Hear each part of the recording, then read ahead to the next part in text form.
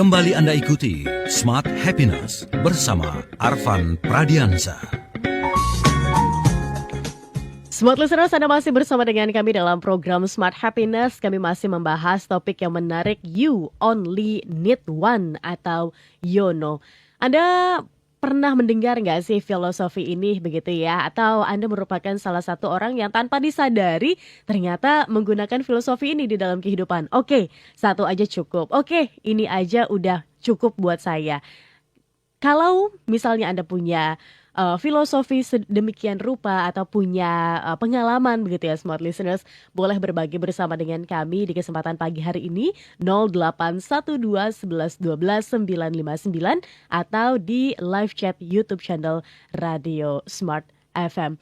Ada bergabung bersama dengan kami, nanti akan dibacakan ya Pak Slamet Watubale, kemudian bergabung juga Pak Alex Andaro, kemudian sudah juga bergabung Ibu Rere, Bapak Dedi, selamat pagi, nanti akan dibacakan satu persatu.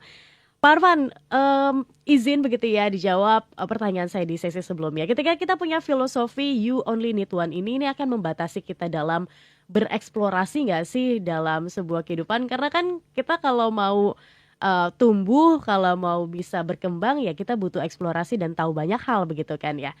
Terutama kalau misalnya kita ngomong konteks pekerjaan. Silakan Pak Arvan. Bukan membatasi, malah fokus, membuat kita fokus. Membuat kita tahu apa yang penting.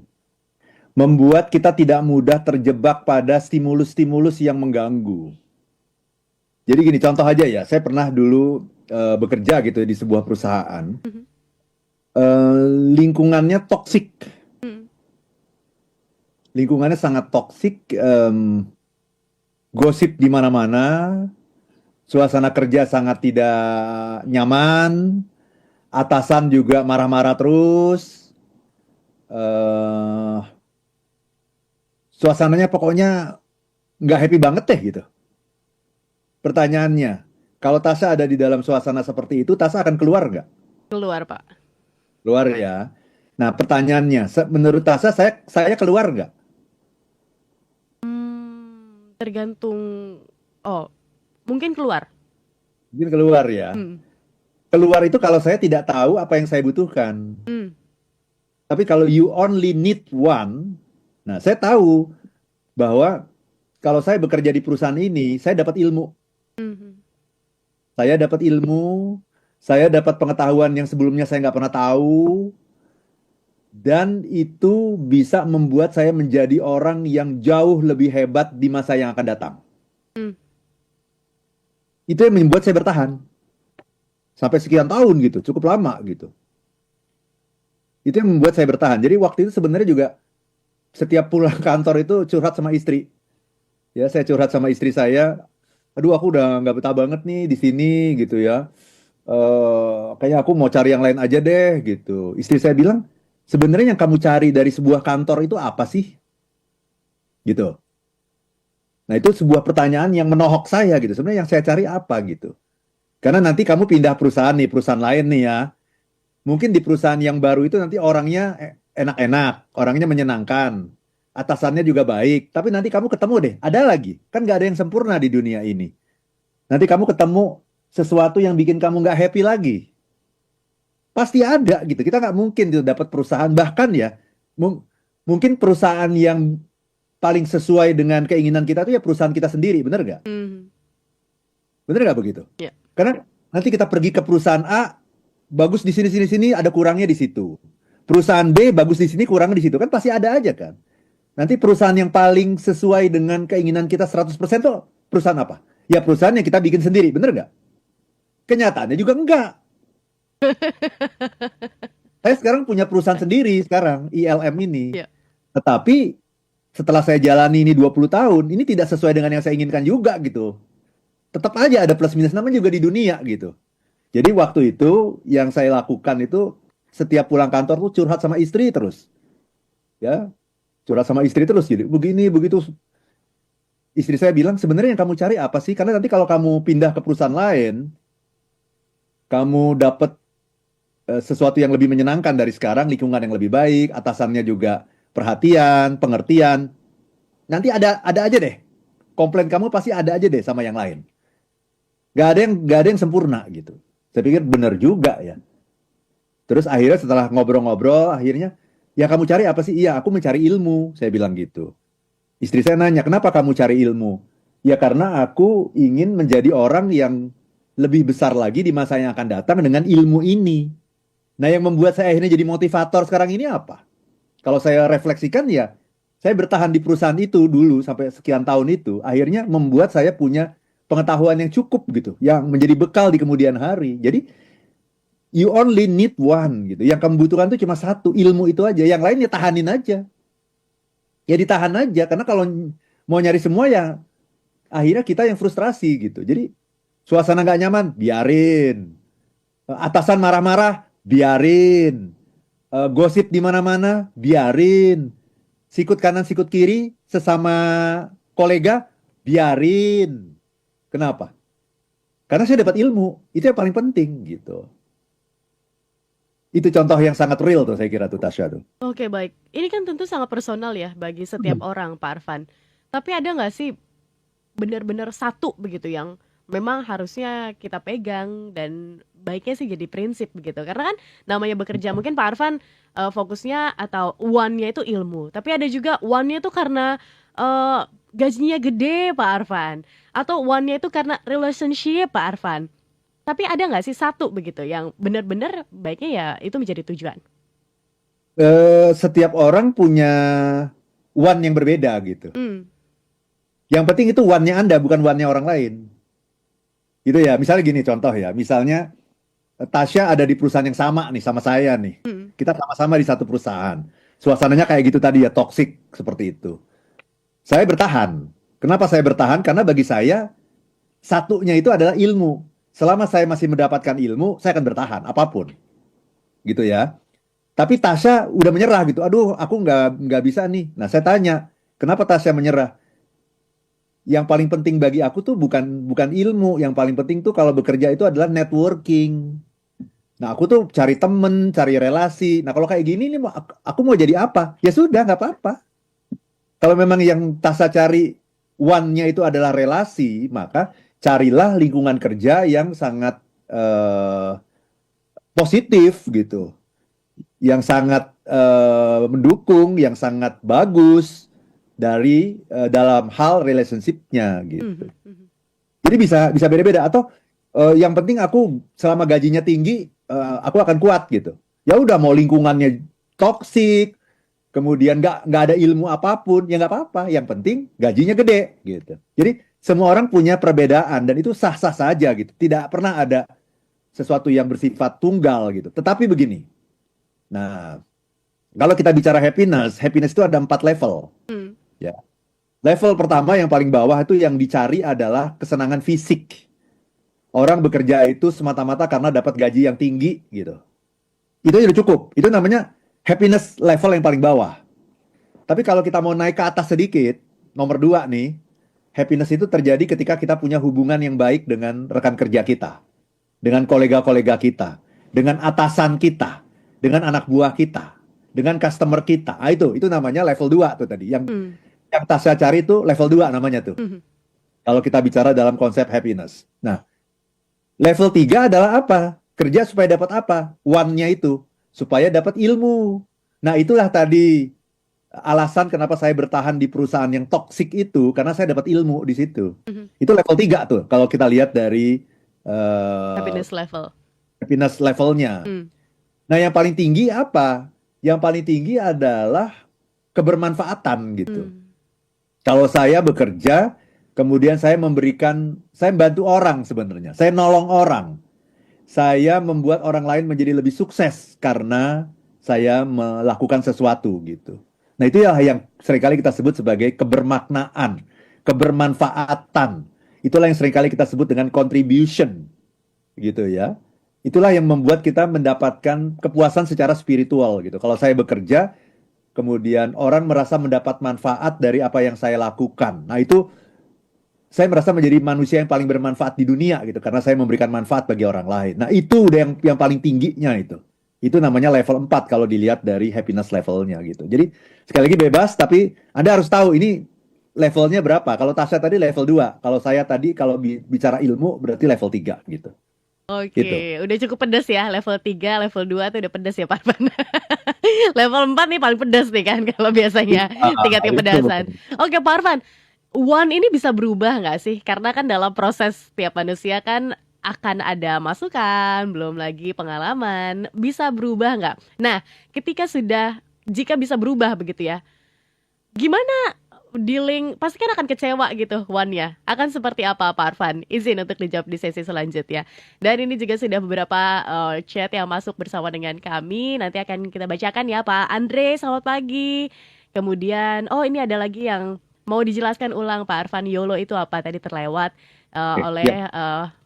0813-2800 sekian. Nanti dijelaskan lagi ya. Dan Anda masih kami undang di 0812 11 12 959 atau YouTube channel Radio Smart FM. Nanti akan kami bacakan satu persatu. Masih ada satu sesi terakhir. Jadi dimanfaatkan waktunya untuk bergabung bersama dengan kami. Kita jeda. Kembali Anda ikuti Smart Happiness bersama Arfan Pradiansa. Satu sesi terakhir Smart Listeners dalam program Happiness di kesempatan pagi hari ini kita masih membahas topik You Only Need One atau YONO. Dan sudah sampai di sesi yang terakhir, pastikan Anda bergabung ya. Masih ada waktu, sekali lagi di 0812 11 12 959 atau di YouTube channel Radio Smart FM. Sebelum kita bahas pertanyaan sebelumnya, Pak Arfan, izin mungkin ada nggak sih informasi terupdate begitu ya seputar workshop Pak Arfan mungkin atau acara terdekat yang bisa diikuti oleh Smart Listeners di kesempatan pagi hari ini. Silakan Pak Arfan. Terima kasih banyak Tasya. Ada dua workshop yang akan kita selenggarakan dalam waktu dekat secara online. Jadi tempat tidak terbatas, bisa dari mana saja Anda mengikuti. Yang pertama, installing optimism. Bagaimana kita menginstall optimisme di dalam kepala kita. Dan ini sangat penting untuk mengawali kerja kita di tahun 2025 ini. Karena yang akan memenangkan persaingan itu bukan orang yang pinter, bukan orang yang hebat, bukan orang yang punya keterampilan, punya networking, tapi orang yang punya optimisme. Nah, kenapa begitu? Nah, ikuti workshop ini nanti di tanggal 28 Februari 2025, hari Jumat. Ya, kita install optimisme di dalam kepala kita. Waktunya 3 jam, Tasya ya. Nah, satu lagi di minggu depannya udah masuk bulan puasa tuh Tasya. Yes.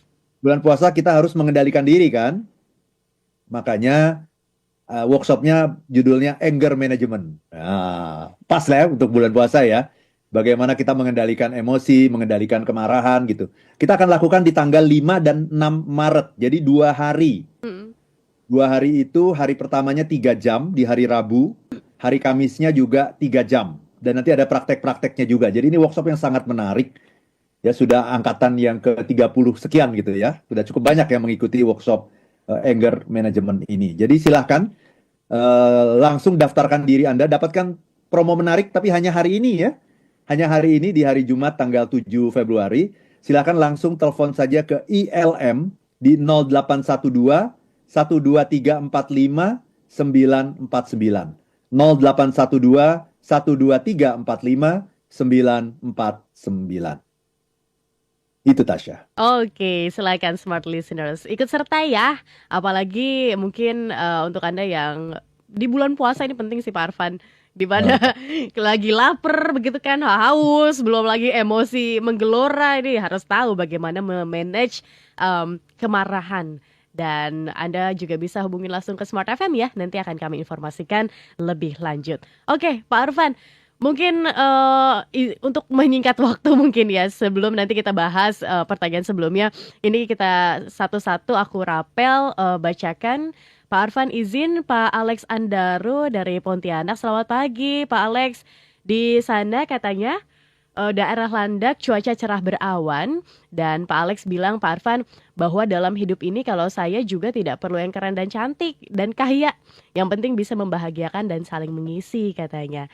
Percuma kalau cantik, kalau sombong, tidak setia dan tidak bertanggung jawab itu bisa menghancurkan keluarga dan tidak membahagiakan. Kemudian Pak Andre, selamat pagi, bergabung bersama dengan kami. Kalau saya dipertimbangkan plus minusnya di kantor tersebut, Pak. Ilmu di kantor lain juga banyak katanya. Satu lagi, kalau banyak yang keluar, dengerin alasannya keluar. Kalau alasan masuk akal, ya ikut keluar katanya. Kemudian Ibu Erni, selamat pagi Kak Tasya, Pak Arfan. Saya terlewat yang YOLO tadi, apakah itu? Katanya Ibu Erni dari Kalimantan Barat. Suami Bu Erni curhatnya juga sama kayak Pak Arfan katanya, suasana kerjanya toksik seperti suasana kerja Pak Arfan. Suami saya PNS guru, masih bertahan dengan semangat, kalau siswa lulus kami punya link carikan kerja katanya. Dan Pak Karmoses, pagi Pak Arfan, Mbak Tasya. Karena adanya YOLO, tentunya semua orang pasti sama menjadi YONO, yaitu membutuhkan hanya satu yang maha pencipta atau kuasa, Tuhan yang Maha Esa untuk melindungi dan memberkati kita semua ya. Terima kasih. Silakan Pak Arfan bisa ditanggapi. Terima kasih. Saya ke Bu Erni dulu ya, Kalimantan Barat tadi. YOLO itu apa sih? Jadi YOLO itu you only live once. Kamu hidup itu cuma sekali. Itu sesungguhnya filosofi yang sangat bagus. Dan itulah yang saya jalani selama bertahun-tahun. Kita hanya hidup sekali, karena itu hiduplah yang benar. Jangan salah jalan, karena hidup ini cuma sekali. Kalau salah ya salah, udah selesai. Jalani segala kehidupan ini dengan penuh keberanian. Jalani kehidupan dengan akal sehat, dengan penuh kewarasan. Capailah kehidupan yang bermakna, karena hidup cuma sekali. Ambillah peluang, supaya kamu tidak menyesal di kemudian hari, karena hidup cuma sekali. Nah, itu sebenarnya yang namanya YOLO, which is very good. Tetapi kalimat hidup ini hanya sekali akhirnya melahirkan sesuatu yang misleading, yang salah paham. Salah pahamnya apa? Ya udah, karena hidup cuma sekali, kita kejar kenikmatan tanpa batas, gitu. Kalau belanja ya belanja habis-habisan, ada duit berapa habisin. Besok gimana? Besok itu urusan nanti, urusan belakangan, udah nikmati aja, udahlah, jangan terlalu serius lah dalam hidup. Kejarlah semua kesenangan tanpa batas, gitu. Nah, itu yang kemudian membuat orang jadi serakah, rakus, nggak ada puasnya, nggak ada cukupnya. Jadi sebetulnya bukan filosofi YOLO-nya yang salah, tapi pemahaman yang salah terhadap kata-kata you only live once itu. Nah, itu kemudian melahirkan sebuah reaksi balik yang baru kita kenal di beberapa bulan terakhir ini, khususnya bahkan di awal tahun 2025 ini. Itulah yang namanya YONO, you only need one, yang mendorong orang untuk hidup lebih simple, lebih minimalis, hidup yang berkecukupan hanya dengan satu saja, fokus pada satu hal yang benar-benar penting. Dan satu itu aja udah cukup. Karena tidak semua hal itu harus kita kejar di dunia ini. Nah, tetapi kalau udah cuma satu, ya harus bener gitu. Saya punya bolpen satu, gitu, istilahnya gitu ya. Ya jangan bolpennya ini nggak bisa buat nulis, suka macet, jangan dong. Udah cuma satu, kalau perlu nih, beli yang paling mahal, beli yang paling berkualitas, udah cukup satu itu. Nah sama, mencari pasangan juga kriteria banyak, dan itu bisa membuat kita nanti jadi bingung yang mana nih gitu. Ya udah, cari pasangan tuh kalau saya ya, yang paling penting itu setia. Syukur udah setia, cantik, bonus. Kemudian kaya, bonus. Pinter, bonus. Yang penting setia, udah. Nah, tapi kalau akhirnya kita ketemu orang yang udah cantik, kaya, pinter, keren, tapi nggak setia, selesai gitu. Jadi filosofi Yono ini membuat kita jadi lebih fokus. Fokus, kayak misalnya Pak Andre tadi ya, Pak Andre kan. Kalau saya udah keluar tuh, ada di perusahaan toksik kayak gitu, udah keluar. Tunggu dulu Pak, yang Anda cari apa? Mungkin yang Anda cari sama yang saya cari itu beda. Kalau yang Anda cari itu adalah relationship, hubungan yang baik, Anda harus keluar. Kenapa? Karena Anda nggak mendapatkan itu di perusahaan yang toksik itu. Tapi masalahnya, setelah saya pikir-pikir, saya juga udah mau keluar. Setelah saya pikir-pikir, ngobrol sama istri saya, ketemu, yang saya cari itu ilmu. Dapat nggak di perusahaan itu? Dapat. Banyak nggak? Banyak. Bisa membuat saya jadi orang yang lebih besar lagi di masa yang akan datang? Bisa. Ya bertahan gitu. Nah, satu lagi tadi juga pertanyaannya Tasya tadi sebelum break. Bisa berubah nggak? Bisa. Berubahnya itu adalah sesuai dengan maturity level kita. Tingkat kematangan kita yang juga terus berubah kan. Jadi kalau dulu nih, waktu baru-baru kerja itu ya, ketika saya masih sangat awam gitu ya, belum ngerti happiness lah ya gitu ya. Yang saya cari apa? Ya uang udah. Jadi kalau digaji lebih tinggi sedikit aja, pergi saya. Saya tinggalin tuh semua tuh, mau punya teman yang baik, lingkungan yang baik, banyak ilmunya saya tinggalin. Kenapa? Saya ditawarin gajinya naik sedikit aja. Istilahnya cuma lebih 500.000 pun saya pergi gitu. 500.000 zaman dulu ya. Cuma lebih 500.000 aja pergi gitu. Kenapa? Ya karena one-nya itu, you only need one. Yang saya cari dari pekerjaan tuh hanya gaji. Tapi kan kemudian saya berproses kan. Saya juga kan bermetamorfosa gitu kan. Emang gaji bisa membuat kamu jadi apa? Gaji itu habis dengan kebutuhan hidup, selesai nanti kamu. Terus apa dong? Yang one-nya itu apa? Aku pingin dengan bekerja ini aku punya relasi, punya hubungan yang banyak, networking. Itu yang paling penting karena itulah yang nanti membuat aku jadi orang yang lebih besar di masa yang akan datang. Berubah saya one-nya dari gaji, uang menjadi relationship. Kemudian sempat berubah lagi kan ini. Jadi apa? Yang saya cari itu ilmu. Udah naik level sebetulnya. Jadi maturity level saya naik dengan saya mengatakan yang saya cari itu ilmu, yang lain masa bodoh gitu. Nah, sekarang udah naik lagi sekarang. Yang saya cari bukan sekedar ilmu, tapi manfaat. Seberapa jauh saya bisa memberikan manfaat kepada sebanyak mungkin orang. Karena saya ingin menjadi manusia yang bermakna. Karena sebaik-baiknya manusia itu adalah manusia yang bermakna. Manusia yang bisa memberi manfaat kepada sebanyak mungkin orang. Naik lagi levelnya. Jadi perubahan itu, mari kita nikmati perubahan itu sebagai sebuah proses pertumbuhan jiwa kita. Sebuah proses pendewasaan kita. Peningkatan maturity level kita gitu, Tasya. Baik, kalau konteksnya nih Pak Arfan kepada kalau pekerjaan kita bisa berganti begitu ya. Susah Ya. nih kalau pasangan begitu kan. Mungkin maturity-nya it's okay lah yang kaya begitu kan. Tapi tiba-tiba dapetnya yang nggak setia begitu. Jadi one-nya tuh jadi berubah. Ini kan gimana? Kita nggak bisa ngeriset begitu kan. Ya, makanya kita perlu perenungan gitu. Hmm. Apalagi mencari pasangan itu kan kalau bisa ya seumur hidup kan. Ya. Ya hanya maut yang bisa memisahkan. Seperti saya kan hanya maut yang bisa memisahkan.